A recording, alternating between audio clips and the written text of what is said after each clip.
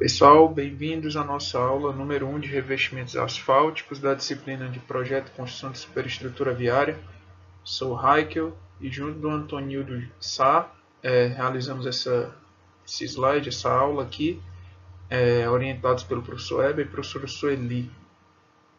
Hoje nós vamos falar um pouco de ligantes e agregados para misturas asfálticas.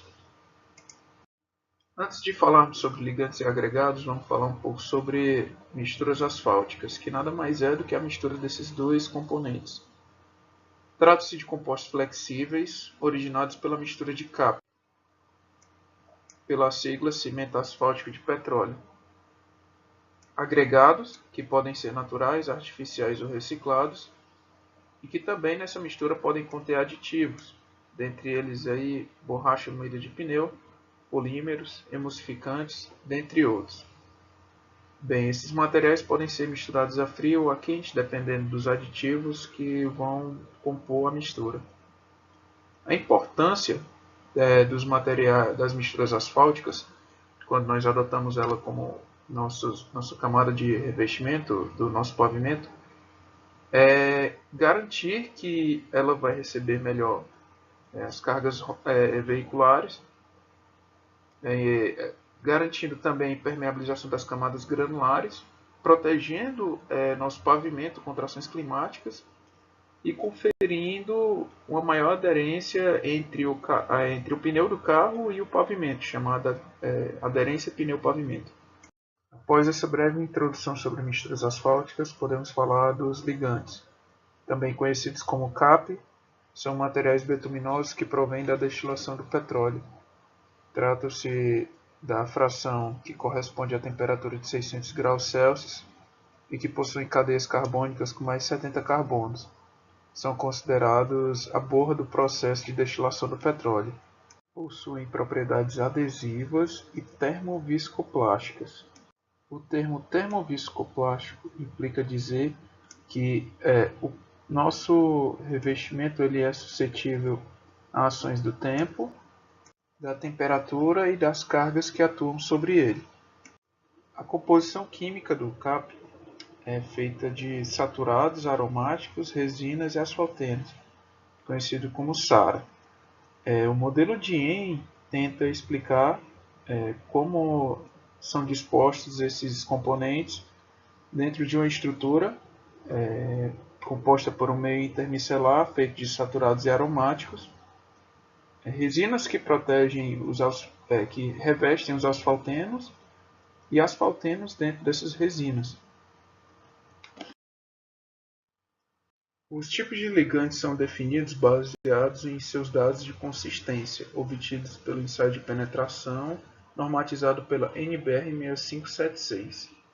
A denominação dos CAPs foi desenvolvida baseada nos limites das penetrações obtidas nesse ensaio, podendo então o CAP ser 30-45, 50-70, 85-100, 150-200. No Brasil, o mais utilizado é o CAP 50-70. Os ensaios que determinam as principais características do ligante são o ensaio de penetração, que vai nos fornecer dados sobre a consistência do nosso ligante, viscosímetro Seibold-Furrow, que, como o nome mesmo já diz, vai nos dar dados sobre a viscosidade do nosso ligante, e o ensaio de anel e bola, que vai nos ajudar a encontrar o ponto de amolecimento do nosso CAP. Bem, pessoal, agora vamos mudar o foco da aula para agregados, trazendo primeiro essa definição, descrita na terminologia da BNT, na NBR 9935, definindo agregados como material sem forma ou volume definidos, geralmente inerte, de dimensões e propriedades adequadas para a produção de argamassas e concretos. Nessa definição, mais voltada para concreto de cimento Portland, nós podemos encaixar as misturas asfálticas em concretos. já que ela é composta de ligante e agregados. Os agregados, quanto ao tamanho, são definidos como filler, miúdo ou graúdo, sendo o filler a parcela mais fina, areia a parcela de miúdo e a brita a parcela de graúdos. Quanto à natureza dos agregados, nós podemos ter agregados naturais.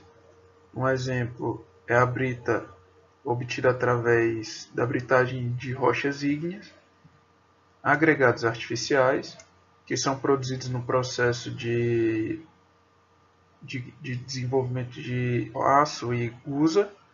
Nesse processo, um dos resíduos é a escória de aciaria, além do agregado reciclado, que é obtido no processo de fresagem de um revestimento mais antigo, que pode ser reaproveitado na nova mistura. Existem algumas características tecnológicas extremamente importantes para o uso dos agregados em misturas asfálticas.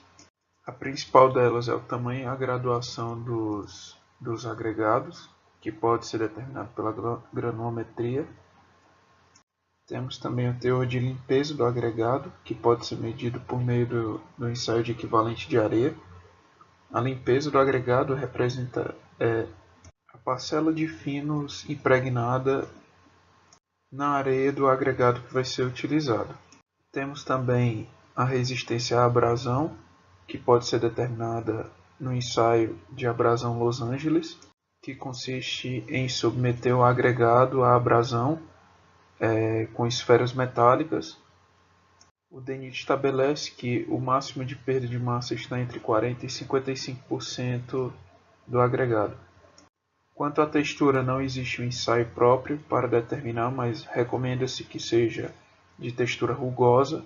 E quanto à forma das partículas do agregado, recomenda-se o índice de forma, que deve ser de no mínimo 0,5 para que se tenha um agregado utilizável, sendo o valor 1 o índice de forma máximo, correspondendo a uma unidade de partícula mais cúbica, com formato cúbico, enquanto o 0 seria um formato de partícula lamelar. A adesividade ao ligante do agregado pode ser medida por meio da comparação das resistências de dois corpos de prova, um em ambiente natural e o outro submerso.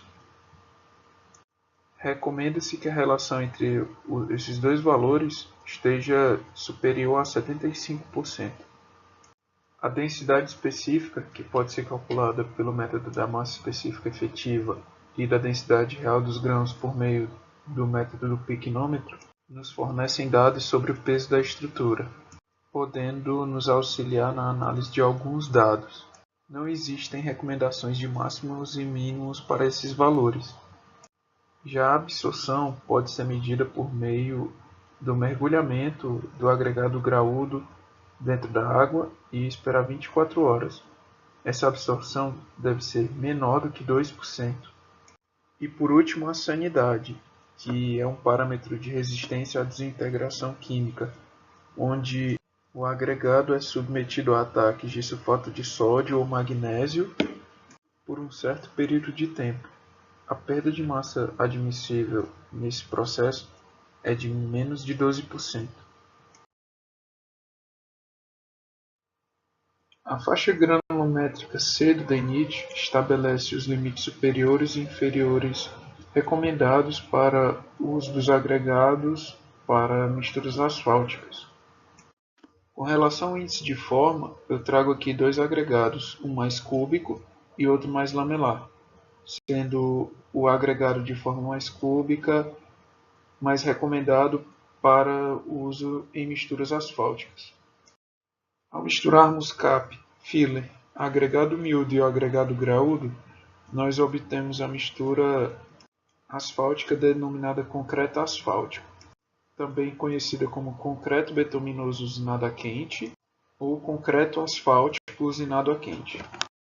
Bem, pessoal, por hoje é só. Caso tenham gostado da aula, deixem um joinha aí. Caso tenha alguma dúvida sobre o conteúdo ou outros conteúdos, deixem a sugestão nos comentários.